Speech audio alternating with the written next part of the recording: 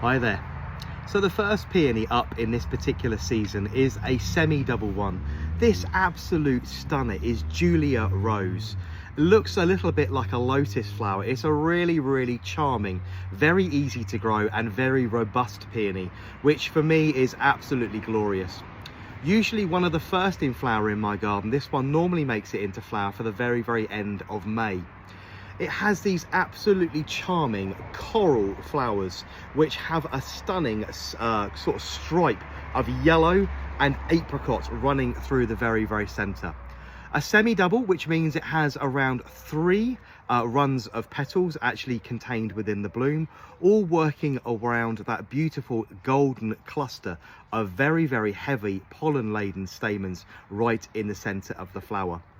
One of the nicest characteristics of this particular peony is how easy it is to grow. This is not a variety that's particularly fussy about where you put it. It will grow really well in partial shade or in direct sunlight. It's not one of those peonies that's particularly fussy about how you actually plant it as well. So if you do happen to mulch over this one, or you do plant it a little bit deeper than actually you should do, this one will still flower and do really well.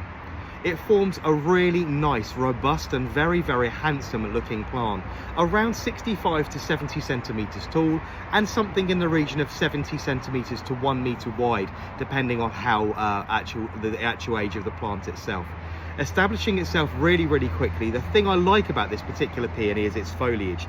Very deeply serrated and highly textured. You can see lovely form to that particular leaf itself.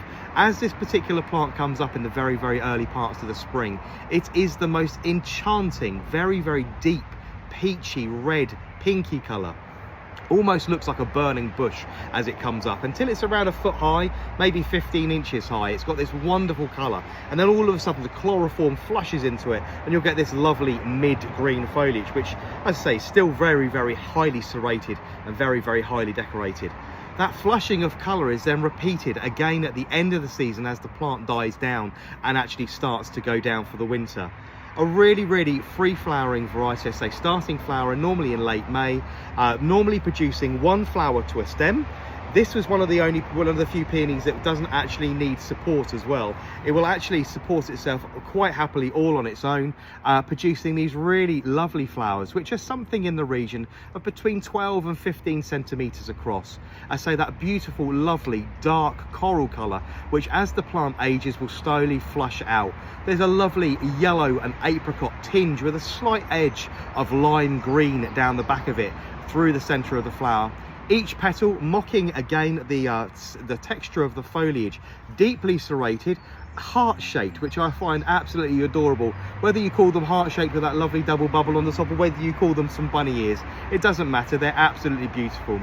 Being a semi-double variety, this particular one will also open its flowers and close its flowers throughout the day. So if the sun happens to go in, it will close around those stamens, keeping them safe from any possible rain. If the sun then comes back out again, it will open the flower very much open wide and track the sun ever so slightly in the garden.